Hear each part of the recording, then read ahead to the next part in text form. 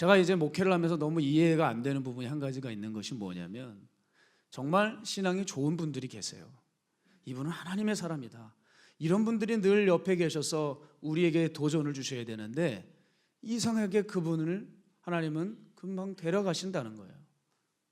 혹은 이분은 어려운 질병에 빠지게 되고 가정의 고통을 겪고 불의의 사고를 당하고, 아니 모든 사람이 이런 일을 당하면 되지 않지만 이 사람은 당하면 안 되는 거예요. 근데 왜 이런 어려움을 당하게 하실까? 참으로 인생은 알다가도 알 수 없는 것이 그런 것 같습니다. 우리도 마찬가지예요, 여러분. 어느 날 갑자기 상처를 당하고, 어느 날 갑자기 억울한 일 당하고, 고통과 고난에 막 절규하는 그런 삶이 올 수 있어요. 여러분, 이럴 때 이 어둠의 시간들을 어떻게 보내시겠냐는 거예요. 어떻게 보내시겠냐. 저는 정말 무서운 것이 이것이더라고요. 우리에게 상처와 절망이 찾아오는 것은 막을 길이 없습니다. 근데 정말 무서운 것은 그 고통보다도 그 이후의 삶이에요. 만약에 내가 고난당할 때 그 시간에 판단을 잘못하게 되면 다시는 빛을 보지 못해요. 다시는 재기할 수 없습니다. 그 상태로 인생을 마칠 수밖에 없어요.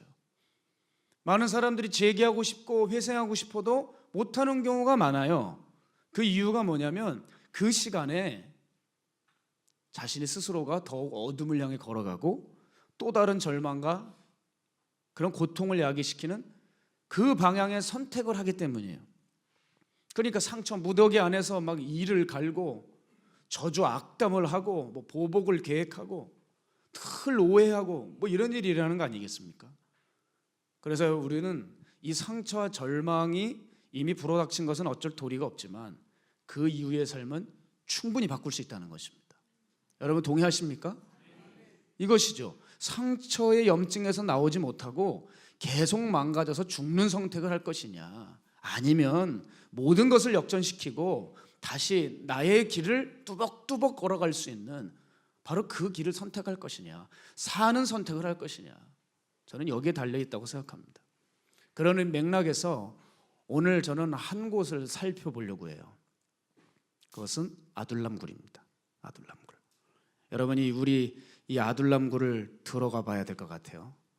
자, 근데 먼저 이 아둘람굴이 역사의 전면에 등장하게 된 이유가 있습니다. 처음엔 몰랐습니다. 성경에 있는 많은 사람들이 아둘람굴에 있는 존재도 몰라요. 근데 무엇 때문에 알게 되었습니까? 도망자 다윗 때문에 그것을 알게 됩니다. 여러분, 다윗은 정말 상처로 그리고 절망으로 얼룩진 인간이에요. 그가 처음에 창세기 때부터 다윗은 나오지 않죠. 다윗이라고 하는 인물은 어디 등장합니까? 사무엘상 16장이 돼서야 다윗이라는 인물은 우리들에게 역사 속에서 드러납니다. 사무엘상 15장까지도 누가 누군지도 모릅니다. 근데 그 첫 등장은 어떤 모습이었냐? 자기 아버지에게 아들 취급을 받지 못하는 모습입니다. 원어로 보게 되면은 사무엘이 기름을 부으러 왔을 때 네 아들이 다냐 할 때 막내가 하나 있는데 그는 양을 치는 자입니다 라는 게 무슨 의미냐면, 그놈은 아들 축에도 못 끼는 놈입니다, 이런 뜻이에요. 뭔가 아버지 보기엔 하자가 있고 좀 그냥 가까이 있고 싶지 않고, 그냥 너는 양이나 치고 허드렛 일을 하고 우리 앞에 나타나지 말아라, 뭐 그냥 그 사회에서도 그렇게 아주 엄격한 사회였던 것 같습니다. 그러니까 집안에서 왕따였고 늘 홀로 양치고 있었어요. 자, 그런데 아버지와 형들이 다윗을 약간 바보 취급했는데 정말 다윗이 바보 같았을까요? 여러분, 온달 생각하시면 안 됩니다. 온달은 진짜 바보였어요. 근데 여자 잘 만나가지고 떴죠. 근데 다윗은 달라요. 여러분, 하나님께서 왕감으로 누굴 고르셨어요? 다윗을 고르셨죠. 하나님이 세상에 바보를 고르시겠습니까? 그럼 어떻게 이스라엘을 치리합니까? 다 생각할 줄 알고 따져볼 줄 알고 눈치도 있고 아픔도 가지고 있는 그냥 우리와 똑같은 정상적인 사람이었어요. 그러니 그가 얼마나 거절감과 외로움의 상처가 컸겠습니까? 그거 없다고 하면 뭐 하나님의 사람이니까 그런 것도 없다고 하는 건 순 거짓말이에요. 그도 인간이었습니다. 우리가 다윗의 시를 보면 알지 않습니까? 얼마나 그가 고통을 겪었고 신음을 하고 있었고 괴로웠던 사실들이, 인간적인 모습들이 시편에 얼마나 많이 나와 있어요. 자, 그런데 후일에 어떤 일이 일어나죠? 정말 시대의 장군이었던 골리앗을 돌멩이 하나로 때려 눕힙니다. 그때 이후로 바로 승진해서 국방부 장관이 돼요. 모든 군대를 인솔할 수 있는 총사령관이 됩니다. 그러면서 평탄한 삶을 살고 인기를 누렸어요. 근데 그 인기를 누리는 것도 좋은데 여러분, 이 인기를 받는 사람한테 잘 표현을 하셔야 돼요. 그만 그 여자들 입이 방정해요. 자, 사울은 천천히입니다까지만 했으면 돼요. 근데 그 뒤에 엉뚱한 말을 보강을 시켰다고. 다윗은 만만입니다 이래서 그냥 사울은 천천히입니다까지만 하면 돼요. 근데 그 뒷말 때문에 다윗은 도망자 신세가 돼요. 다윗이 도망자 신세가 된 그 결정적인 원인이 뭐라고요? 인기가 너무 좋아서, 너무 인기가 좋은 바람에 도망자 신세가 되었습니다. 숲으로 광야로 그리고 찾아 나선 것이 노비라고 하는 동네였습니다. 거기 갔더니 제사장 아히멜렉이 있죠. 이미 다윗은 기진맥진한 상태라 뭘 아무것도 할 수 없었어요. 그럴 때 저 진설병이라도 달라고 했을 때 아히멜렉이 이 사람을 살리고자 진설병이 있는 거지 하는 마음으로, 그게 바로 이제 율법의 정신이지 않습니까? 그 율법의 정신을 가지고 진설병을 다윗에게 줘서 다윗이 그것을 먹고 눈이 밝아지고 옆에 있는 사람들 다 먹고 힘을 얻어서 다시 또 도주하기 시작하는 거예요. 근데 찾아도 세상에 요새만한 요새가 없어요. 그래서 간 곳이 어디입니까? 가드예요. 가드.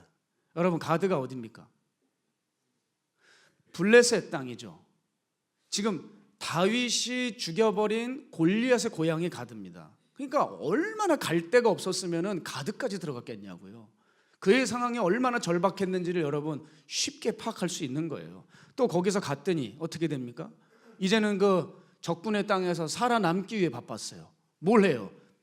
미친 짓 하잖아요. 미치광이 노릇 하잖아요. 그냥 수염에다가 침을 흘리고 발음을 이상하게 하고 별 미친 짓을 쇼를 다 했단 말이에요. 처음에 그 가드왕 아기스가 다윗이 나타나자, 야, 저 용사가 내게 왔구나. 저놈을 내 부하로 들면 야, 정말 이제 두려울 것이 없겠다, 이런 마음을 먹었는데, 야, 이 다윗이 정말 연기를 잘했어요. 너무 연기를 잘하니까 나중에 뭐 신하들 부하들 얘기도 있고, 야, 다윗을 받아들일 수도 없겠다. 이 가드 땅에 미친 인간들이 한둘이 아닌데 내가 왜 저 미친 인간 하나 더 보태겠느냐 해가지고 다윗을 거부하죠. 이때 가까스로 다윗은 블레셋 간부들과 군인의 그 소나기에서 빠져나옵니다. 여러분들 생각을 해보세요. 잘된 일이 아니라, 물론 잘된 일인데 그 마음이 얼마나 서글펐겠어요. 그렇게 수차례 위협을 받고 도주에 도주를 하고 몸도 마음도 다 지쳐서 겨우 찾아 숨어 들어온 곳이 어디냐? 그게 아둘람 굴이라는 거예요. 여러분, 이 아둘람 굴은요, 그 블레셋 땅 가드로부터 남동쪽으로 16km 떨어진 곳입니다. 그리고 다윗의 고향인 예루살렘과 이 블레셋 땅 가드의 중간 지점에 있는 것이 아둘람 굴이에요. 아둘람이라고 하는 그 이름의 뜻은 뭐냐면 피난처라는 뜻입니다. 제가 어느 분이 그 이스라엘 가셔가지고 아둘람 굴을 보고 오셨대요. 여기 이스라엘 가셔서 아둘람 보고 계신 분 계십니까? 저한테 좀 정보를 좀 주십시오. 제가 그분에게 듣기로는 뭐냐면 거기는 아무것도 없대요. 바위하고 그냥 숲밖에 없다는 겁니다. 나무. 자, 이게 무슨 이야기죠? 숨기 좋은 장소라는 거예요.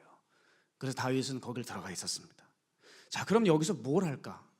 이제 그냥 가까스로 내 방을 얻은 거예요. 그러면 어떻게 돼요? 탁 문을 열고 아무도 없어. 음침하고 침침한 습기가 쾌쾌하게 내주면 어떻게 됩니까? 살았다 합니까? 보통 사람은 어떻게 됐어요? 그냥 이 눈이 습기가 올라오면서 그냥 자기도 모르게 그냥 이 밑에서부터, 내가 울려고 한 것도 아닌데 그냥 뜨거운 게 올라가지고 그냥 터지지 않겠어요?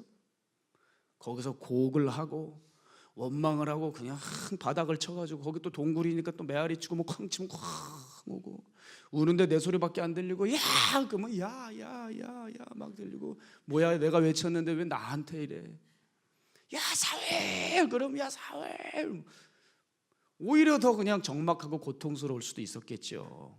그런데 다윗은 여기서 뭘 했냐? 이 일을 하지 않았어요. 곡하지 않았어요. 완전히 널브러지지 않았습니다. 이를 갈고 때가 되면 내가 보복을 하겠다, 그러지 않았어요.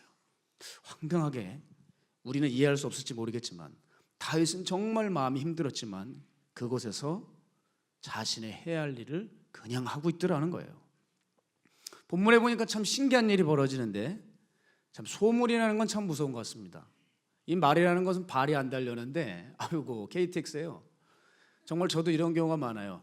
제 바로 앞에서 얘기했는데 그게 벌써 뭐 며칠 안 지나가지고 다락방에도 알고 있어요. 야, 정말 굉장하다 이것이. 어떻게 알았는지 다윗이 아둘람 굴에 들어갔다는 소문이 났습니다. 그때 이제 다윗이 아둘람 굴에 들어가면 누가 첫 번째로 나타나겠어요? 이제 형제와 가족들이 오겠죠. 그거 당연한 거 아닙니까? 여러분, 가족들에게 관심을 가지세요. 네? 그리고 가족이 고통을 당하면 도와줘야 되는 거예요. 다윗이 아둘람 굴에 들어가니까 형제들이나 가족들이 다 굴로 들어왔습니다. 그리고 또 다른 무리가 들어왔다고 하는데, 성경에 보니 2절에 이렇게 말했습니다. 우리 함께 읽을까요? 2절에 환난당한 모든 자와 빚진 모든 자와 마음이 원통한 자가 다 그에게로 모였고, 여기까지요. 야, 정말 가장 비참하고 처절한 사람들이 모이게 되었습니다. 여러분, 이건 무엇을 의미할까요? 이 뜻은요, 우리들이 사는 사회는 끼리끼리 모이는 거야, 그런 개념이 아닙니다.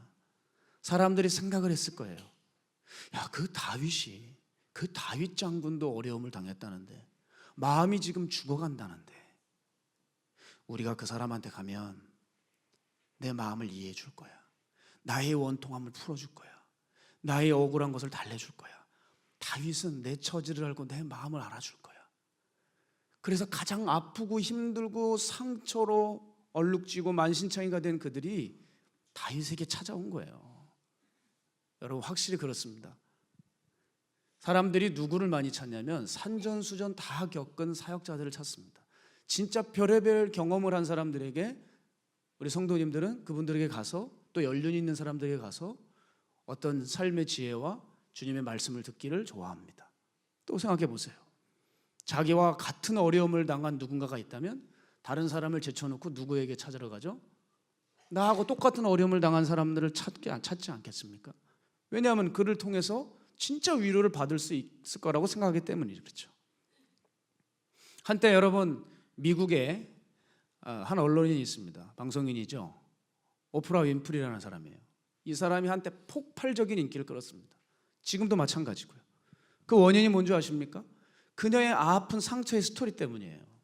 그래서 그 비슷한 사람들이 그녀에게 다 모여들었고, 그녀를 통해 위로받았고, 그녀를 통해 삶의 희망을 엿보았고 재기할 힘을 얻었은 겁니다. 여러분, 다윗이라는 사람도 이 아픈 사람들에겐 정말 필요한 인물이었을 거예요. 그런데 여러분, 이 다윗이 어떤 선택을 하느냐? 여러분 같으면 어떻게 하겠어요?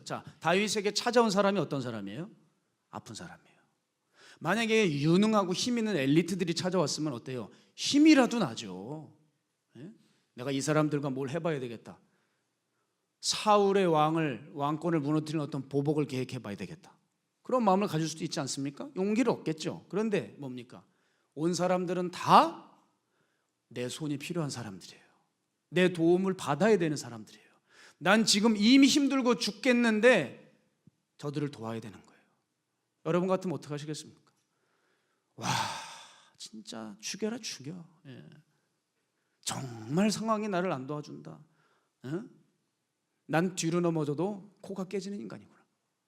이 하나님 살아 계시나? 뭐 별의별 원망과 많은 생각과 고민에 빠지지 않았겠습니까? 여러분, 그런데 다윗은 그렇지 않았다는 거예요. 그들이 찾아오자 다윗은 자기가 특별히 겪었던 그 아픔의 재료를 가지고, 그 아픔을 가지고 그들에게 그대로 나아갔어요. 그리고 그들을 공감해주고 위로해주고 소통해주고 이해해주고 끌어안아줬어요. 사람들은 거기서 큰 위로를 얻고 용기를 얻어서 다시 살아볼 힘을 얻게 되었다는 것입니다. 여러분, 놀랍지 않아요? 다윗은 어디에 있던 간에 자기 할 일을 했던 사람이에요. 목동의 시절에도 외로운 목동 시절이었지만 양을 돌봤던 사람이고, 골리앗의 죽음의 골짜기에서도 조국의 군인들을 살렸던 사람이고, 그저 원한과 원망인 서슬퍼런 그런 아둘람이었지만 거기서 아픈 이들을 다 살리는 사람이었어요. 다윗은 자기가 맡고 있는 하나님이 주신 그 특별한 달란트를 가지고 살리는 일, 늘 해왔던 살리는 일을 계속했다는 것이죠. 상황은 전혀 그렇지 못해요, 여러분. 정말 목숨 걸고 충성서약했던, 그리고 실제로 그 아내 한 번 얻기 위해서 그 비참한 그 일을 하지 않습니까? 블레셋 적군에 가서 블레셋인들의 표피 200개를 가지고 왔어요. 사울은 그렇게 해서 다윗을 죽이려고 했지만, 야, 무슨 여자 하나 얻는데 그렇게 힘들게 적진으로 들어가서 200명을 죽이고 와야 여자 하나 얻어요? 전 그런 여자 안 얻을래요. 필요 없어요. 내가 살아야지. 그런데 여러분, 뭐 다윗이 그 여자에 미쳐가지고 그랬겠습니까? 그런 거 아닙니다. 사울에 대한 충성인 거예요. 저는 하나님이 기름 부으신 자니까 저의 말씀이고 하나님의 말씀이다 생각하고 적진으로 몇 명 데리고 들어가서 200명을 다 죽이고 포피를 가지고 나온 겁니다. 그런 왕에게, 그런 또 장인에게 거절을 당하고, 아내를 주고 좀 살만하니까 또 아내와 생 이별을 해야 되고, 이제는 혼자 남았기 때문에 내가 혼자 스스로 결정을 해야 되고, 뭐 돌아갈 곳이 있으면 좀 위안이 되겠지만 돌아갈 수도 없어요. 그런 비참함, 막막함, 하여간 사방유격상을 당한 아주 그냥 절대절명의 위기와 저주, 악담, 한숨밖에 나올 수밖에 없는 인간이 바로 다윗이었습니다. 그런데 이럴 때 이 사람이 어떻게 하냐는 말이에요.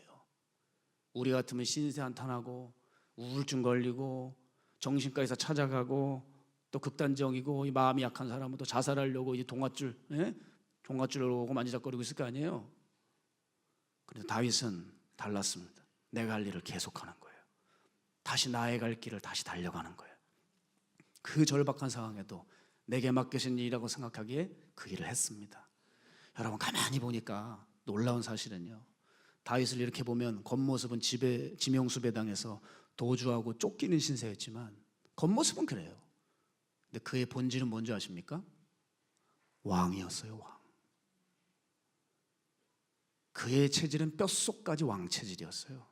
그러니까 어둠의 굴 속에서 자신의 마음이 지옥 같고 죽어갈 때 오히려 그때 많은 사람을 더 보살피고 다스리고 그리고 도와주는 거예요. 자기도 모르는 사이에 다윗은 왕이 되어 있더라고요, 여러분. 아, 하나님이 이런 것이구나. 하나님이 왕의 때가 오기 전에 이미 그 아둘람 공동체에서 국정 모의 테스트를 하고 계신 거예요. 거기서 아둘람에서 다윗은 정말 단단해지고 섬길 수 알고 백성들을 사랑하는 마음을 길러서 후대의 통일 이스라엘의 왕이 되었을 때 정말 정치를 잘하지 않습니까? 요즘 같은 싸구려 정치인들이랑은 질적으로 다른 것입니다. 여러분, 사실 다윗은 언제나 그랬어요. 자기 일을 하는 사람이었습니다. 상황과 감정에 무릎 꿇지 않았고요, 고통스럽게 죽어갈 시간에도 언제나 죽음의 상황을 생명의 상황으로 바꿀 수 있었어요. 그가 서 있는 곳은 언제나 살아났고 소망이 샘솟았습니다. 저는 여기서 뭘 깊이 깨닫냐면 교회가 이렇게 아둘람이 되어야 된다는 거예요. 아둘람은 곧 교회입니다. 특별히 다윗이 무엇을 했어요? 그 굴 속에서 아픈 사람을 거절하지 않았다는 거예요. 아픈 사람을 거절하지 않았어요. 이게 교회의 모습입니다. 지금 교회가 사회의 지탄을 받고 교회 내에 온갖 분란과 분쟁이 있어도 교회는 바로 흔들리지 않고 이 일을, 교회 많이 할 수 있는 이 일을 해나가야 됩니다. 사실 사회에서 가장 마음이 눌리고 억눌리고 소외된 계층들을 누가 품어줄 수 있습니까, 여러분? 복지센터요? 여러분, 그거 가지고 안 돼요. 교회입니다. 잊지 말아야 됩니다. 교회는 위로해 줄 뿐 아니라 완전히 회복시켜 놓을 수 있는 가장 이 땅에서 탁월한 장소가 교회입니다. 회복의 장소, 정말 놀라운 회생의 장소, 그것이 사명이 된 장소, 이것이 교회라는 것이죠. 여러분, 그래서 제가 작년에 가장 심혈을 기울였던 사역이 뭐냐고 누가 저에게 묻는다면 환자 신방이었어요. 환자 신방이요. 우리 교인들이 아니었어요. 그냥 전화가 옵니다. 그저 단순히 저 병 걸려서, 내 마음이 죽어가서, 나 어려움에 처해서 도와달라는 거예요. 서울은 정말 엄청 다녔고요, 경기도 많이 다녔고 전라도까지 다녀오지 않았어요? 너무 많은 곳을 다녔습니다. 근데 여러분, 그거 쉽지 않은 일이었어요. 하도 다니다 보니까요, 이제 몸에서 이제 면역력이 떨어지는 거예요. 저는 면역력이 떨어지면 입술에 이제 막 수포가 올라오고 막 입이 아주 그냥 엉망이 되거든요, 입술 쪽이. 그래가지고 그냥 연고를 바르면서 또 잠을 어떻게든 자려고 하고, 그런데도 힘들고 어려워도 제가 몸을 꼭 일으켜가지고 그곳을 향했습니다. 그거 왜 그런지 아십니까? 제 안에 분명한 한 가지의 신념이 있어요. 그것은 뭐냐면 교회니까. 교회니까. 다른 게 아니라 우리는 교회니까. 교회가 반드시 이것을 하라고 주님께서 세우셨으니까. 여러분, 교회는 아픈 사람들이 모여야 합니다. 왜 저런 사람이 교회에 와서 이렇게 반응하면 안 되는 거예요. 아프고 절박하고 죽어가는 사람들이 많이 와야 돼요. 거기서 이제 하나님의 치유가 일어나고 거기서 하나님의 역사가 일어나는 거죠. 생각을 해보세요. 등 떼시고 배부르고 전혀 아쉬운 게 없는 사람들이 가득 차봐요. 하나님이 역사하시겠습니까? 여러분, 왜 예전에 그렇게 1970, 80년대는 하나님이 역사하셨는데 2000년대는 하나님의 놀라운 역사와 간증거리가 우리들의 삶에 없을까요? 왜 그럴까요? 사람들은요, 고생하고 고통 겪고 자기의 상처가 없으면 하나님 붙잡기가 쉽지가 않은 모양이에요. 그래서 그런지 정말 하나님의 하나님 되심을 보여주기 위해서, 정말 말씀이 진리 있고 생명인 것을 보여주기 위해서 오히려 죽음 가운데 있는 사람들과 고통 가운데 있는 사람들, 바닥에 있는 사람들을 보내주시는 거예요. 우리가 이럴 때 교회로서 이런 마인드를 딱 갖추고 준비하고 품을 수 있는 그릇이 되어야 된다는 거죠. 예? 여러분, 예수님은 이 땅에 오셔서 어떤 모습이셨습니까? 환자들 사이에서 둘러싸이셨습니다. 늘 고치고 내쫓고, 귀신입니다. 병 고치고, 이 사역이 식사도 못하실 것처럼, 식사할 겨를도 없으시니 그 사역을, 그 숨가쁜 사역을 해내셨다는 거예요. 그런데 지금 우리의 모습은 어떻습니까? 누구를 가까이 합니까? 누구와 대화하기 원합니까? 누구와 시간을 많이 보내기 원합니까? 제가 이번 주에 저희 어머니와 통화를 하게 됐어요. 근데 저희 어머니가 말씀하셨는데 너무 깜짝 놀란 게 뭐냐면, 이제 제 춘천에 제 지인이 지금 루게릭으로 정말 고통을 겪고 있습니다. 근데 이제는 근육이 마비가 되기 때문에, 예전에는 다락방을 사랑해서 그렇게 본인이 차를 끌고 왔어요. 그런데 이제 근육이 점점 마비가 되니까 운전을 못 하세요. 주변에 운전할 사람은 아무도 없어요. 그러니까 기도원에 와서 기도는 하고 싶은데 어떻게 해야 될까? 저희 어머니는 또 운전을 하지 못해요. 그러니까 우리 그러면 버스를 타고 근처에 근방에 큰 기도원을 가자. 여러분, 이름만 대면 아는 유명한 기도원이에요. 그 기도원을 가자. 거기서 며칠을 묵고 기도하자고 해서 그곳을 가셨답니다. 그런데 임 목사 정말 놀랐다는 거예요. 야, 기도원들이 정말 망하게 한다더니 이 정도인지 몰랐다는 거예요. 그렇게 사람들이 바글바글했던 것 저도 잘 압니다. 신학하기 전에도 거기서 기도했었고요. 예전에 학창시절에도 기도했었고, 그곳이 텅 빈 거예요. 텅 비어있대요. 그리고 나 너무 충격을 받았어, 임 목사. 그래요. 왜 그러시냐고 그랬더니,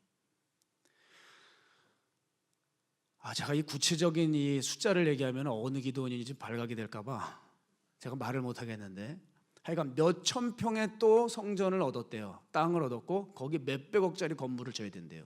이미 그곳은요, 건물이 필요 없어요. 엄청 큰 데입니다. 또 뭘 얻었다는 거예요. 그래서 이제 거기 원장님이 그런다는 거예요. 계속 입버릇처럼 1000만 원, 1억, 100만 원 이런다는 거예요. 그리고 헌금 시간이 됐는데 어머님이 충격을 받으셨대요. 거기 봉투는 이렇게 작은 구멍이 뚫려 있대요. 그래서 얼마인지 이렇게 보인대요. 그런 교회 가끔 있지 않아요? 이렇게 조그만 거 이렇게 뭐 펀치 같은 거 뚫어 놓은 거예요. 그런데 그 헌금 시간에 헌금 봉투를 이렇게 들고 그 원장님이 그랬대요.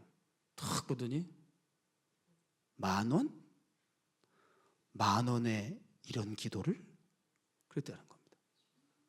10,000원 내놓고 이런 기도 제목을 써냐는 거예요. 하나님이 들어주시겠냐는 거예요.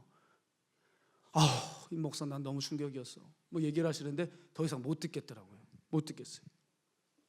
사람들이 얼마나 어려우면 헌금을 못 내겠습니까? 요즘 이 시대에. 그렇죠? 예. 사람들의 애통하고 원통하고 간절한 소리가 교회가 들어야 되는데 듣지 못하는 거예요. 관심이 없어요. 빨리 돈 채워져서 또 그 한 개인의 야망을 이루려고 건물 지어야 되는 거예요. 여러분, 요즘 이게 심각한 문제입니다. 여러분 다 아시는 문제라고 생각해요. 근데 정말 중요한 심각한 문제가 뭔지 압니까? 교회가 할 일을 하지 않는다는 거예요. 교회가 할 일을 하지 않고 있어요. 교회는 사람들이 들어가면 회생하고 살아나와야 돼요. 맞습니까? 근데 요즘은 교회가 들어가면 죽어나와요. 고통받고 상한 심령들이 위로받고 치유받을 것이 교회고 해결해 주는 것인데, 해결은 못 해주고 들어가면 해결은 고사하고 죽어나와요. 또 교회를 가도 구원의 복음을 제대로 전하지 않아서 또 영이 다 죽어요. 이거 아주 심각한 일이죠. 교회 안에 있어야 될 그리스도의 사랑이 없어서 다 마음이 갈라지고 파탄 나서 죽어가요. 그러니까 교회는 사람 죽이는 곳이에요. 아둘람의 정신은 뭡니까? 다시 살아나기입니다. 다시 살아나기. 이게 아둘람의 정신이에요. 이 정신을 교회가 받아야 되는데 교회는 뭐합니까? 다시 죽이기. 2번 죽이기. 여러분, 교회를 보면은 이런 어떤 말도 안 되는 일들을 감행하는 거예요. 이기적이고 개인적인 신앙들로 그저 사리사욕에 배부르고 인정과 감투에 눈멀어서 성도들끼리 목회자들끼리 무한 경쟁 질주하고 그로 인해서 교회는 점점 영적인 힘을 잃어가고 죽어가고 있고요. 진리를 좀 전하는 강단이 있어도 전에도 귀 있는 자가 없어서 들을 만한 사람이 없어서 그저 마치 동굴처럼 소리쳐봤자 메아리치고 자기에게 돌아오고 아무런 영향을 미치지 못하는 텅텅 비어있는 동굴 같은 모습이 바로 우리의 교회들의 모습 아니겠냐는 거예요. 여러분, 그래서 재미난 걸 제가 들었는데 어떤 목사님은 신년 인사로 교인들에게 이렇게 인사를 시켰대요. 옆에 사람들과 함께. 우리도 좀 이따 한번 해보기 원합니다. 그 목사님 이렇게 시켰대요. 자, 옆 사람을 바라보시고 설치지 맙시다. 여러분, 우리도 한번 해볼까요? 우리 옆에 있는 사람들 보고 우리 인사할게요. 시작. 설치지 맙시다. 교회 안에서 설치지 맙시다. 여러분, 그분이 재미나게 이런 얘기를 했는데 이게 정말 의미심장한 말이거든요. 당신들 그러고 행동하다가 교회에서 사람 여럿 죽인다는 거예요. 그렇죠? 교회는 뭐 하는 거예요? 사는 거예요. 살려내는 거예요. 살려내고야 많은 아둘람의 정신을 구현해내는 것이 바로 교회 공동체예요. 이게 우리가 할 일이죠.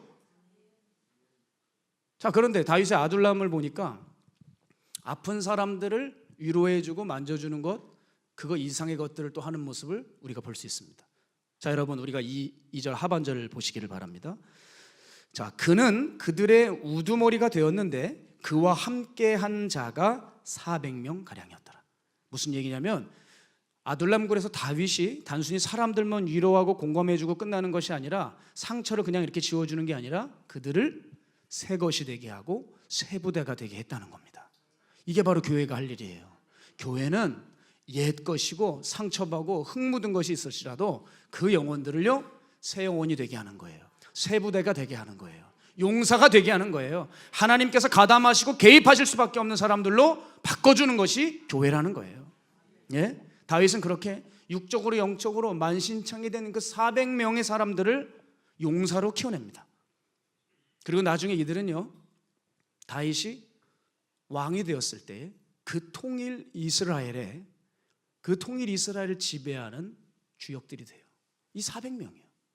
400명이 지금 모였지만요 조금 지나면요 600명이 됩니다.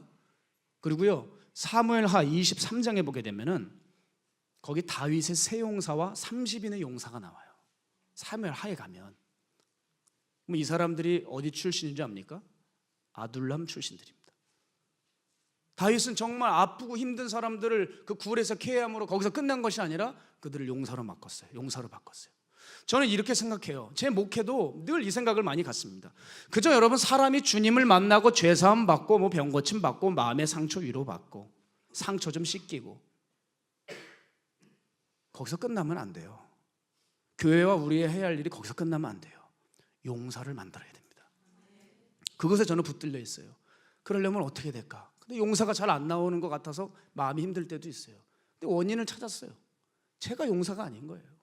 야, 네가 예수에 미쳐야 돼. 네가 복음으로 살아내야 돼. 네가 죄가 너무 많아서 그래.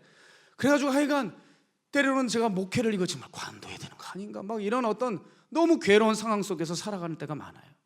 빨리 용사가 되고 사람들을 길러내야 될 텐데 말이죠. 그러나 저에게는 아주 소중한 경험들이 있습니다.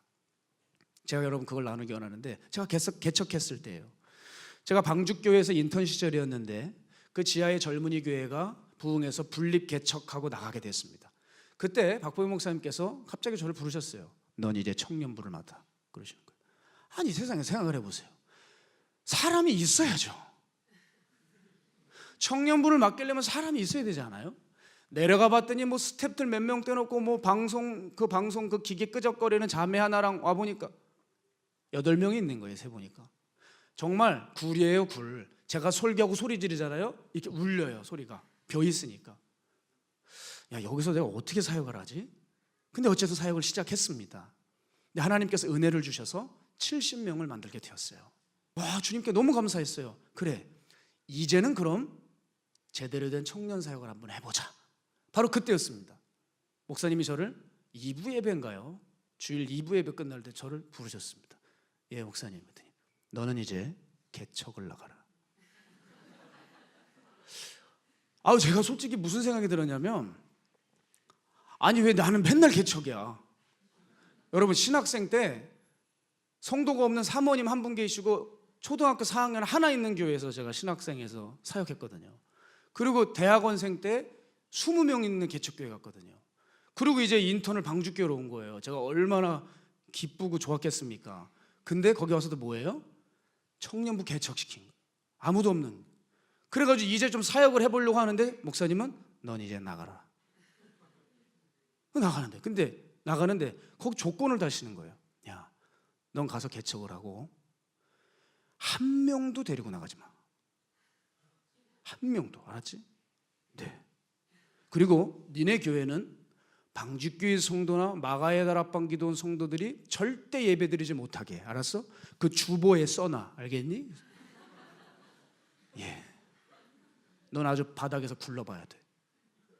그래서 저는 시작을 했어요. 근데 고민에 빠졌습니다. 그래, 그냥 혼자 나갈 수 있어요. 고생은 젊어서 하는 거죠.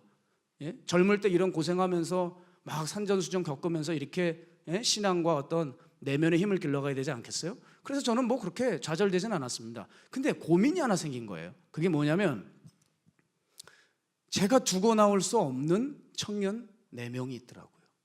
제가 떠나면 이 아이들은 어디론가 흩어져 버릴 것이고, 또 힘든 친구들, 그들 중에 있었습니다.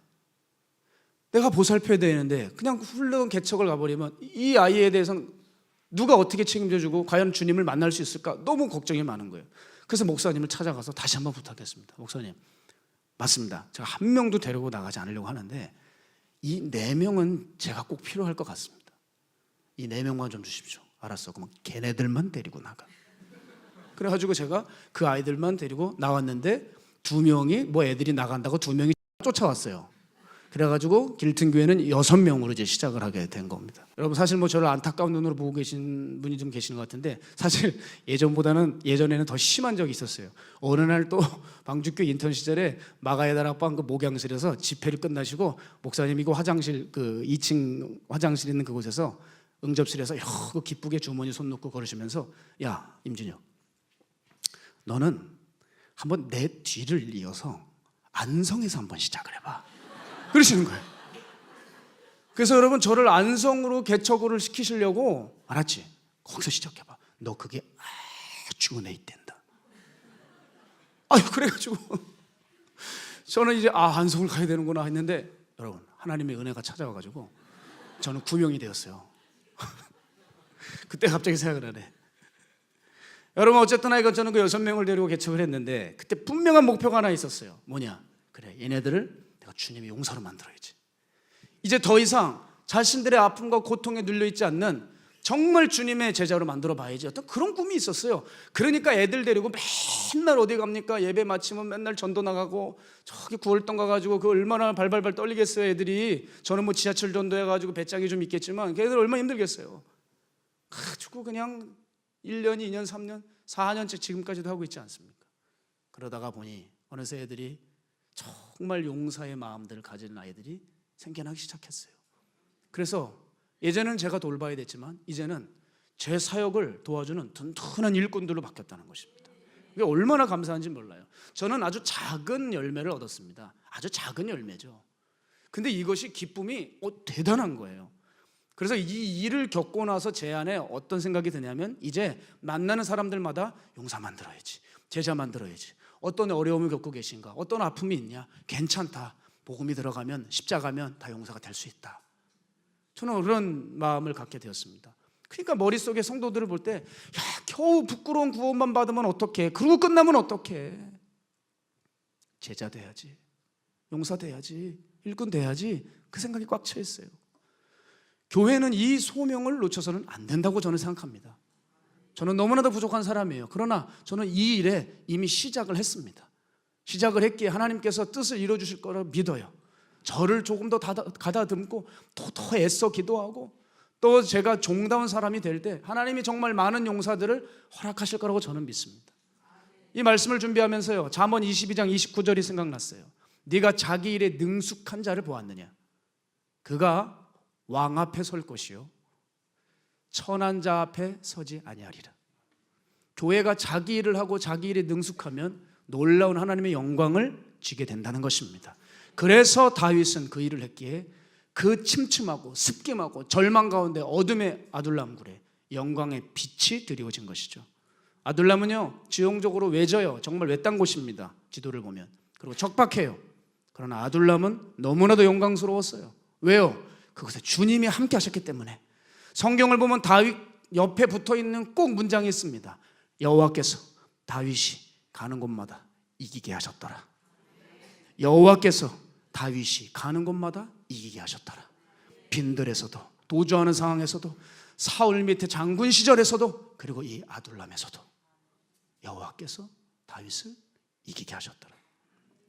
여러분, 그 어떤 역경 속에서도 정말 자신의 일을 묵묵하게 해냈던 다윗 같은 그 큰 그릇이 있었기에 그 아둘람은 이름 없는 굴 따위가 아니라 명성 있는 아둘람 굴이 되었지 않았습니까? 다윗이 아니었다면요, 아둘람은 그 영광의 아둘람이 되지 못했을 거예요. 일반인들이 도주해가지고 그 아둘람 굴에 들어가면 상처와 저주와 중얼거리고 악다구니만 가득 찬 정말 악이 도사리고 있는 그런 굴로, 가고 싶지 않은 굴로, 정말 아주 역사에 오역을 남기는 그런 굴이 되었을 거예요. 그런데 누가 가느냐가 그 굴의 운명을, 그 상황의 판세를 달라지게 하더라는 것이죠. 여러분, 저는 우리 교회가 바로 꿈꿔야 될 것이 이거라는 것입니다. 아멘입니까? 여기 우리 타이틀이 뭐예요? 도약이잖아요. 도약. 우린 용사로서 이제 도약할 수 있어야 됩니다. 예배만 드리고 좀 교회밥 좀 먹고 사람들 아는 사람 만나서 좋다 히히 되는 게 아니라 정말 하나님의 일을 할 수 있는 용사로 말입니다. 그래서 제가 그 마음의 염원을 담아서 우리 6층의 홀리하우스에 청년부실을 뭐라고 줬습니까? 아둘람이라고 진 거예요. 그래서 고민하다가 청년부실 아둘람을 줬어요. 물론 여러 청년들이 다 찐따 같고 환자들이라는 얘기가 아니에요. 여러분이 용사가 되라고, 처음은 어떤 모양인지 모르겠지만 후일에는 용사들이 되라고 제가 아둘람이라고 줬어요. 잘 진 것 같아요. 여러분, 우리 시작은 연약하지만 용사가 되어야 됩니다. 저는 이 비전을 한시도 잊은 적이 없고요. 왜냐하면 저같이 상처 많은 부족한 사람도 주님께서 종으로 살게 하시는 거 보세요. 제가 무슨 종이 될 수 있겠습니까? 없어요. 제가 제 자신을 아는데. 그런데 걸어가게 하시더라고요. 비틀거리고 우여곡절 많고 쓰러지고 넘어지고 실수가 많아도 사람들에게 상처 주기도 하고 나로 인해 고통받는 사람이 생기기도 할지라도 그래도 이 모양 저 모양으로 종이 되게 하셔요. 또 주님께서 저를 그렇게 아름다운 종으로, 진실하고 쓰시는 종으로 만들어 가시지 않겠습니까? 그게 여러분 아둘람의 비밀이에요. 그 비밀을 누리셔야 돼요. 자, 그러면 여러분, 다윗은 어떻게 그들을 용사로 바꿀 수 있었느냐? 그 놀라운 비결이 있어요. 그것은 바로 다윗이 하나님을 절대적으로 경외하는 태도였다는 겁니다.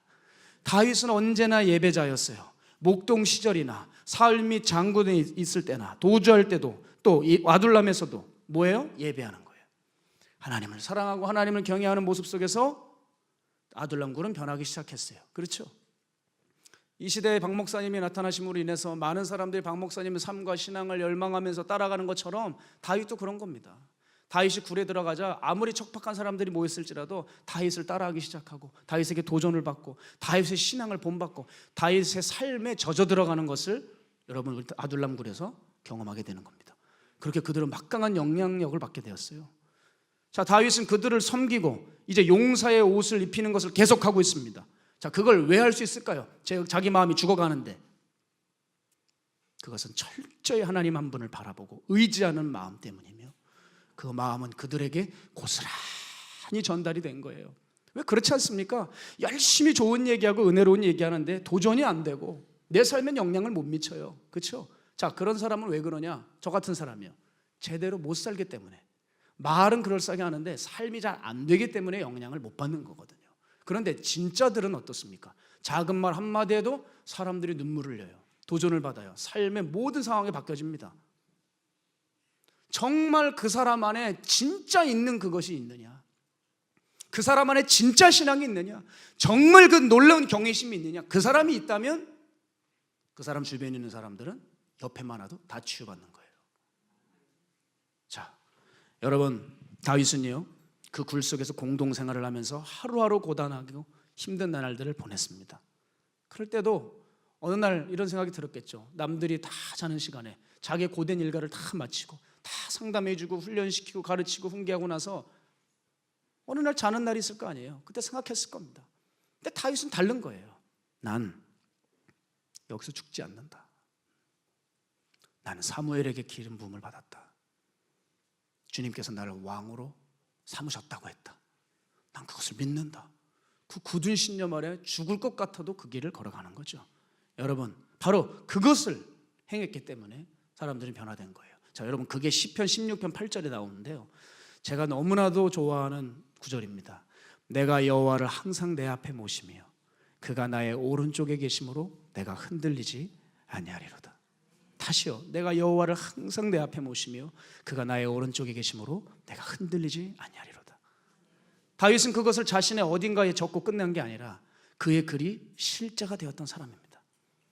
여러분, 놀라운 이 성경의 산실은요, 다윗이가 아둘람 굴에 있었을 때 그 시가 여러분이 가지고 있는 성경 시편에 적혀 있다는 거예요. 자, 그래서 이 본문을 보면서 시편 57편과 142편을 봤습니다. 바로 그 시가 다윗이 굴에 있을 때 쓰는 시입니다. 거기에서도 너무 잘 나와 있어요. 다윗이 죽을 것 같을 때에도 뭘 하고 있었냐? 의심의 여지가 없어요. 언제나 하나님이에요. 결론이 하나님이에요. 자, 여러분, 다 소개할 수는 없고 우리 짧게 소개하려고 하는데요, 시편 57편 1절입니다. 함께 읽을까요? 시작. 하나님이여 내게 은혜를 베푸소서. 내게 은혜를 베푸소서. 내 영혼이 주께로 피하되 주의 날개 그늘 아래에서 이 재앙들이 지나기까지 피하리이다.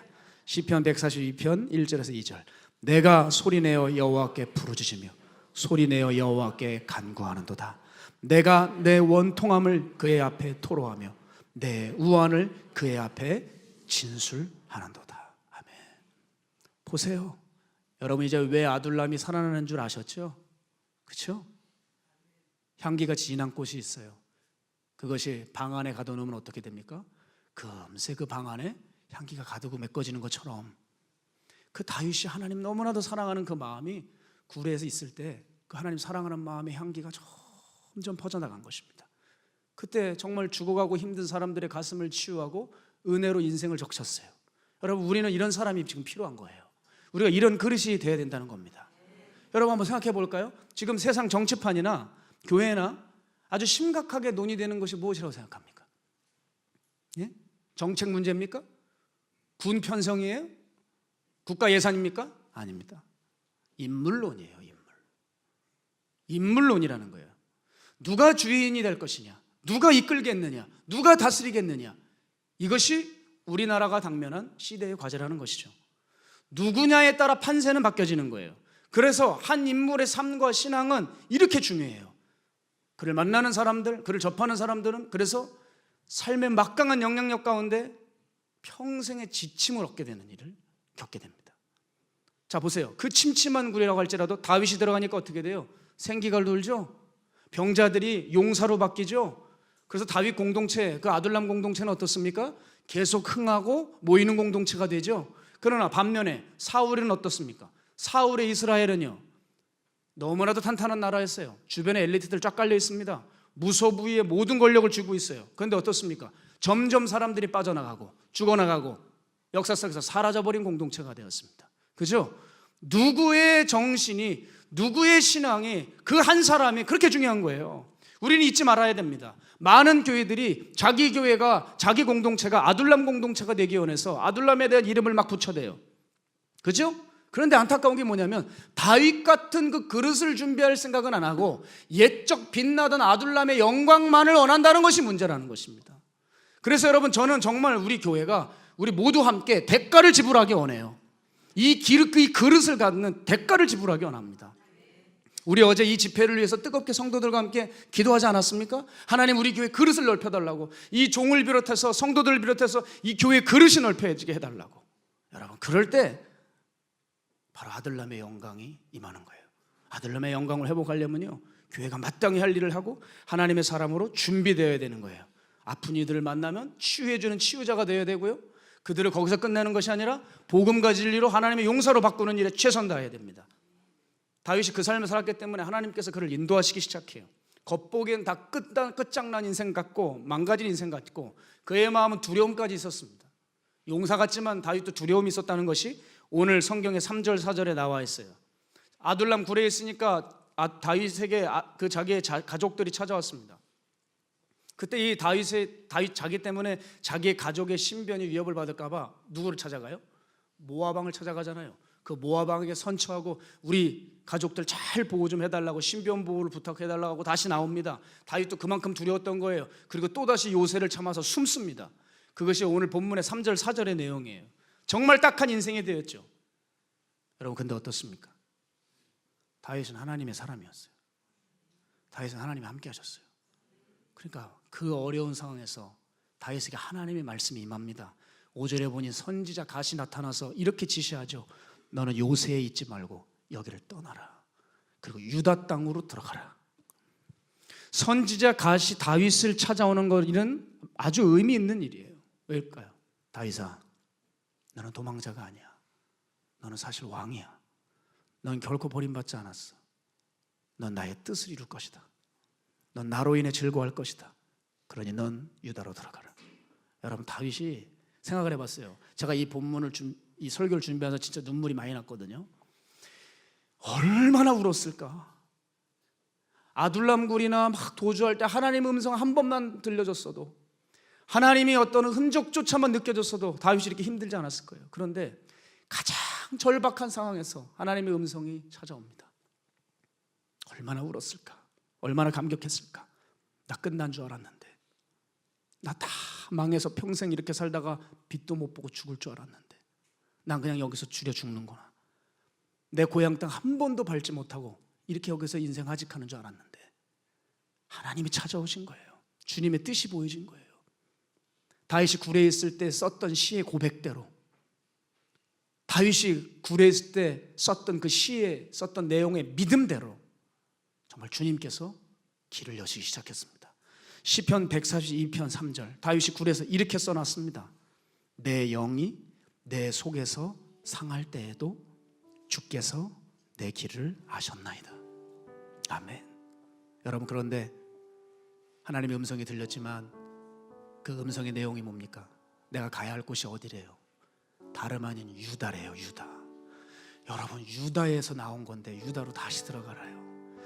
사울의 서슬퍼런 칼날이 겨누고 있는 그곳으로 어떻게 다시 돌아가겠습니까? 여러분, 생각을 해보십시오. 살기 위해서 그동안 얼마나 애썼어요. 갈 곳이 없어서 블레셋 가드까지 들어가서 미치광이 노릇했죠. 거기서 안 돼가지고 이제 자존심 다 내려놓고 적국 중에 하나인 모압 왕에게 가가지고 내 가족들 잘 부탁한다고 하면서 거기까지 갔다 왔죠. 자신은 나와서 요새를 찾아 돌아가죠. 굴에 홀로 있었죠. 여러분, 얼마나 척박하고 힘들게 살았습니까? 근데 다시 유다로 가라는 거예요. 여러분, 그때 다윗이 어떻게 합니까? 순종한다는 거예요. 순종한다는 거예요. 이것이 바로 다윗이 정말 하나님을 의지했던 사람이구나 증명할 수 있어요. 다윗은 깨달았을 거예요. 그래, 맞다. 주님이 나의 요새시지. 주님이 나의 피난처시지. 주님이 나의 방패시지. 내가 시로 써놓고서 왜 나는 그걸 살지 못했나? 맞아, 그것이야. 내가 주님께로 가는 것이 제일 안전하구나. 주님의 말씀이 나를 가장 완벽하게 만드는구나. 나는 무조건 그곳으로 가야 한다. 난 그곳으로 가면 반드시 난 살 수밖에 없다. 왜? 주님이시니까. 주님이시니까. 그걸 깨달았을 거예요. 여러분, 사회적으로 영적으로 어려움에 빠져서 은혜와 임재가 사라진 교회와 그 구성원들의 안타까운 모습 많이 보고 있습니다. 여러분, 이때 우리가 어떻게 될까요? 내 삶이 어렵고 더 지옥 같고 더 비참할수록 여러분, 다시 아둘람의 영광으로 가는 비상구는 무엇입니까? 어떠한 일이 있어도 하나님 철저하게 의지하는 것입니다. 목사 안수 받았을 때 어떤 마음을 가지고 있었느냐? 성도들 직분 받았을 때 어떤 마음을 가지고 있었느냐?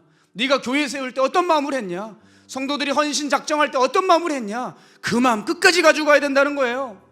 저는 주님께서 이 교회를 보여줬습니다. 계시록 3장 8절에 있는 빌라델피아 교회입니다.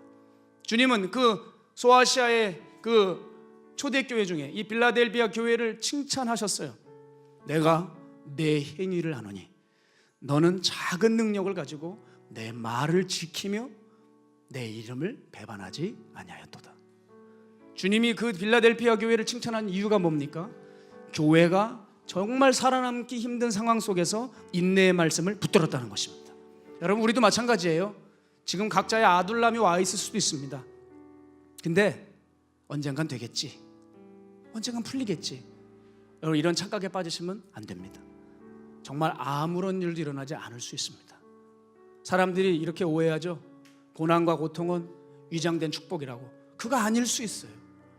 나의 그 어떤 상처와 아픔이 주님이 찾아오시면 다 해결해 주시겠지. 그거 안 될 수 있어요. 똑바로 하나님 붙들지 않으면 그거 안 될 수 있어요. 어려움 가운데 하나님의 방식과 방법을 택하지 않으면 우린 계속 상처 무더기 안에서 신음하고 죽어가고 오해하고 피 흘리면서 죽어가고 일을 갈 수 있어요. 아무런 일도 일어나지 않을 수 있어요. 사랑하는 여러분, 그렇기 때문에 뭐 해야 됩니까? 나의 삶이, 나의 경건이, 나의 예배가, 나의 주를 향한 바라봄이 내 삶의 허들에 걸리지 않고 지속되고 있는가, 이게 중요한 거 아니겠습니까? 하나님 나에게 맡겨주신 소명을 어려움 가운데 계속 그 길을 걸어가고 있는가, 어려움 가운데서 나를 다시 세워놓고 잃어버린 나의 삶의 기초를 다시 세우고 말씀과 진리로 무장하여 다시 걸어가고 있는가, 이것이 중요한 거 아니겠습니까? 이 말씀하고 마칠게요. 제가 최근에 너무나 놀라운 소식을 접했습니다. 마가의 다락방에 제가 사랑했던 한 분이 암에 걸리셨다는 거예요. 그리고 암이 온몸에 퍼졌다는 겁니다. 이분은 어떤 분이냐? 마가의 다락방 예배를 한 번도 빠진 적이 없는 분입니다. 제가 화요일 오전 예배를 섬길 때에 사람들 안수받으러 나오셔라 하면 쭉 끝까지 줄을 서셨을 때 이분은 늘 맨 마지막에 계시는 거예요.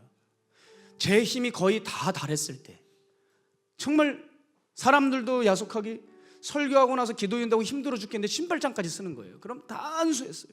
근데 딱 맨 마지막에 계시는 거예요. 그게 하루 이틀이 아닙니다. 매주 그랬습니다. 매주. 그래서 어느 날 여쭤봤어요. 성도님, 왜 자꾸 맨 뒤에 서세요? 좀 앞쪽으로 오세요. 목사님, 제가 너무 죄인이라 부끄러워서 앞으로 나갈 수가 없어요. 그런 진실한 분이었습니다. 시간만 나면 늘 주방에서 일하시고 허리가 또 안타깝게도 너무 구부러지셔가지고 제가 요즘에 뼈들이 많이 안 좋습니다. 그래서 밤낮 병원 다니는 것이 제 일인데 다리를 다쳐보니까 제가 이렇게 다리를 끌고 다녔거든요. 이렇게. 근데 다리를 끌고 다니면서 그분 생각이 그렇게 물씬 나요. 그분은 허리가 이렇게 구부러지고 하체가 약간 잘못되셨는지 약간 어중간한 자세로 힘들게 이렇게 걸어 다니셨거든요. 더 안타까운 것은 뭡니까? 남편이 늘 때리셨어요. 그래서 때리시니까 집에서 뛰쳐나와서 다락방으로 피신 오셨다 가신 적이 많습니다. 저한테 목사님 기도해 주세요. 기도해 주세요. 그러면 또 이제 조금 시간이 지나면 그분이 이렇게 또 언덕까지 이렇게 모셔다 드리고 집으로 이렇게 들어가게 하는 모습까지 제가 마중해 드리고 그런 경우가 있었습니다. 근데 여러분, 알고 보니까 그 남편은 그냥 무자비한 그냥 술 주정뱅이의 알코올 중독자에 폭행을 했던 사람이 아니더라고요. 깜짝 놀랐습니다. 탈북민들을 섬기고 그 탈북민들을 그 북한과 중국 어떤 경계선상에서 받아서 그들을 용사로 훈련시켰던 선교사님이셨던 거예요. 근데 중국 공안에게 붙들려가지고 고문을 당했습니다. 그래서 정신이 이상해 와서 고문을 너무 심하게 받고 나니까 그때부터 사람이 이상해졌대요. 막 분노하고 폭발적으로 변하고 이상한 말을 하고 막 술을 먹고 그렇게 자신을 구타했다는 겁니다. 그렇게 가슴 아프고 힘들고 절박한 상황이 있었는데 여러분, 이분은 어떤 선택을 했느냐면 늘 하나님 앞에 기도하고 진실한 분이었어요. 그런데 여러분, 이분이 암에 퍼지셨다니까 제 마음이 어떻겠습니까? 제가 얼른 원자력병원으로 갔죠. 가서 성경도 안 들고 갔어요. 그냥 안수 기도만 해드리려고. 왜냐하면 귀한 목사님들이 많으시니까 뭐 제가 거기 가서 예배를 드릴 것은 아니었습니다. 기도만 해드리고 와야지. 그분은 손 좀 잡고 와야 되겠다. 그 보고 싶은 그분을 향해서 그냥 제 차를 타고 얼른 달렸습니다. 그 병실에 도착을 했어요. 도착을 했는데 이분이 저한테 한마디 하는 말이 뭔지 압니까? 아이고, 목사님 오셨습니까? 예배 드려주세요. 예배 드려주세요. 저기 제가 성경을 들지도 오지도 않았는데 이게 진짜 창피하더라고요, 목사가. 근데 기도만 해드리려고 왔으니까 예배를 드려달래요. 자기는 예배를 너무 드리고 싶다는 거예요. 몸이 병들어 누워있기 때문에 다락방에서 늘 드리던 예배를 못 드리니까 병실에서도 예배 드리셔야 되겠다는 겁니다. 어쩔 수 없이 스마트폰을 꺼내서 성경 찬송을 그것으로 부르고 제가 말씀을 전하기 시작했어요. 근데 말씀을 증거하는데 간호사가 쑥 들어와요. 꼭 이런 경험이 많아요. 꼭 신방 가면은 꼭 간호사들이 좀 도와줘야 되거든요. 센스 있는 간호사들이 좀 계셔야 돼요. 보다 뭔 소리가 나면 좀 들어오지 말아야 되는데 늘 설교하고 이제 하이라이트 부분에 간호사가 쑥 들어와요. 근데 그날도 어김없이 설교를 하고 있는데 간호사분이 이렇게 들어오시는 거예요. 그래가지고 그 환자, 그 성도님에게 뭐 이것저것 요구하는데 세상에 이분 쳐다도 안 봐요. 쳐다도 안 하고 됐다는 거예요. 빨리 나가라는 거죠. 나 지금 하나님을 원한다는 거예요. 나 지금 하나님께 예배드리고 있는데 그 어떤 것도 방해가 될 수 없다는 거예요. 나 그냥 예배드리다가 차라리 죽고 처치 못 받아가지고 죽어도 상관없다는 거예요. 그렇게 예배를 들으시더라고요. 여러분, 그 예배드리고 난 후에 제가 그분과 대화를 했어요. 그분은 결코 그분의 고단하고 힘들었던 삶을 원망하지 않았습니다. 분명 그분은 아둘람에 들어가야 될 뿐이에요. 원망하지 않았어요. 그저 이 말을 계속 반복하셨습니다. 목사님, 주님이 부르시면 가야죠. 주님이 부르시면 가는 게 맞죠. 그런데 제가 너무 죄인이라서 주님 앞에 가는 것이 너무 죄송해요. 이 말을 계속 반복하세요. 제가 그분 그렇게 두고 끝낼 수 없어 또 찾아갔습니다. 두 번째 찾아가서 안수기도를 해드렸어요. 그때는 이제 힘이 더 없어 보이셨습니다. 이제 예배들을 드려달라는 그런 말조차도 할 수 없었던 것 같아요. 안수기도를 해드리고 잠깐 손을 잡아드리고, 왜 성도님 같은 분이 꼭 이렇게 편찮으셔야 되냐, 왜 주님께로 벌써 가시려고 하냐, 그 손을 붙들고 제가 안타깝게 그분을 바라보면서 손을 놓고 이제 제가 나오게 되었는데, 목사님 조심히 가세요 하는데 그 눈빛이요, 제가 이제 문을 열고 나가는데 그분이 이렇게 눈빛이요, 그분은 자꾸 저를 마중 나오시겠다는 거예요. 그러시지 말아라. 꼭 일어나서 마중을 나오시려고 그러는 거예요. 아니다, 나오시지 말아라. 그러면서 살짝 몸을 일으켜가지고 저를 바라보는 그 눈빛이요, 그 눈빛이요, 잊을 수가 없어요. 그리고 더 잊을 수 없는 거, 그분이 보여주신 하나님 사람의 모습, 진짜 하나님 사랑하고 경외하는 그 모습, 제가 어떻게 잊겠습니까? 어떻게? 정말 우리 마가의 다락방은요, 그런 하나님의 사람을 잃는다는 것이 큰 손실이 아닐 수 없어요. 우리 주변에 그런 하나님의 사람들이 우리 곁을 떠난다는 것이 얼마나 가슴 저미는 일인지 모릅니다. 저는 그분을 다시 찾아갈 거예요. 그래서 그분에게 또 배우고 또 하나님을 배우려고 해요. 왜냐하면 목사지만 그분에게 배울 게 너무 많고, 저는 그분 앞에 서니까 제 삶과 신앙은 너무나도 형편없는 것을 그냥 깊이 깨달았습니다.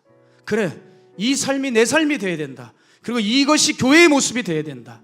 어떤 상처와 고통을 겪어도 주님을 강하게 붙드는 마음, 그리고 마땅히 소명의 길을 다하는 것, 여러분, 이것이 우리가 걸어가야 될 길이라고 저는 굳게 확신합니다. 사랑하는 여러분, 말씀을 마칠게요. 지금 여러분은 어떤 아둘람을 만들고 계십니까? 정말 생명과 회복과 회생의 아둘람을 만들고 계십니까? 아니면 상처와 절망과 저주의 아둘람을 만들고 계십니까? 바라기는 하나님을 의지해서 여러분 소명의 길을 계속 걸어가시기를 바랍니다. 교회는 여러분 여전히 사람이 필요해요. 사람이 교회들마다 많은 것 같죠? 아닙니다. 교회는 여전히 사람이 필요해요. 어떤 사람이요? 진짜 하나님의 사람이요. 진짜 하나님의 사람이요. 우리 교회가 살 길이 뭘까요? 이 교회 안에, 한국 교회 안에 거기 누가 있느냐가 문제라는 것입니다. 교회가 살 길은 거기 누가 있느냐, 어떤 사람의 신앙이 있느냐가 우리 한국교회 운명을 결정질 것입니다. 여러분, 아둘람이 그 속에 다윗이 있을 때에만 의미가 있었던 것처럼, 여러분 이 교회에 여러분이 있어서 의미가 있게 되길 바라고 소망이 있길 넘쳐나길 바랍니다. 그래서 여러분이 가시는 곳마다, 여러분이 서 계시는 곳마다 여러분이 말하면 사람들이 바뀌고 사람들의 삶이 치유되고 역사가 일어나고 회생이 일어나고 쇠하던 것도 흥하게 되는 일들이 바로 여러분의 손끝에서 펼쳐지기를 간절히 원해요. 그렇게 다시 한번 교회가 일어나야 될 때입니다. 여러분이 일어나야 될 때입니다. 우리가 이렇게 맡겨진 일에 소명을 감당하며 나아갈 때 주님께서 허락하셨던 그 아둘람의 영광이 다시 우리를 찾아오게 되실 줄로 믿습니다. 꼭 그 길을 걸어가실 주의 이름으로 축복합니다.